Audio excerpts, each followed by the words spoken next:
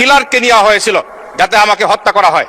কিন্তু মসজিদের মুসল্লিদের প্রতিনিধিদের মুখে তারা দরজা ভাঙতে পারে নাই বলে আজকে মাননীয় স্পিকার আপনার সামনে দাঁড়ানোর সুযোগ হয়েছে। না হয় হয়তো আজকে আমার জন্য এখানে শোক প্রস্তাব আনতে হতো এবং আমার জন্য হয়তো আপনারা 1 মিনিট নিরাপত্তা পালন করতেন। মাননীয় স্পিকার, আমি আপনার কাছে আমার নিরাপত্তা চাই, আমার পরিবারের নিরাপত্তা চাই। আমাদের মাননীয় প্রধানমন্ত্রী, স্বরাষ্ট্রমন্ত্রী মহোদয়ের কাছে আমি আমার এলাকার সংগঠনের কর্মীদের নিরাপত্তা চাই। মাননীয় স্পিকার, এইভাবে আমাকে জনগণ জিজ্ঞেস করেছে যে কি অপরাধে আপনার উপর হামলা করা হলো, আমি অপরাধটা বলতে পারি নাই।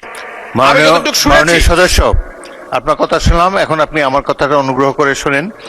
আমি পত্রিকায় দেখলাম যে আপনার এই ঘটনায় একটি মামলা হয়েছে এবং পুলিশ 9 জনকে গ্রেফতার করেছে। মাননীয় স্পিকার, পুলিশ যাদেরকে গ্রেফতার করেছে তাদের মধ্যে একজন শুধু তালিকাভুক্ত আসামি, বাকিরা সবাই নিরপরাধ।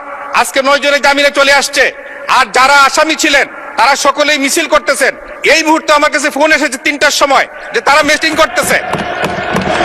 ওকে, মাননীয় সদস্য, অপরাধীরা ঘুরে বেড়াচ্ছে। মাননীয় স্পিকার,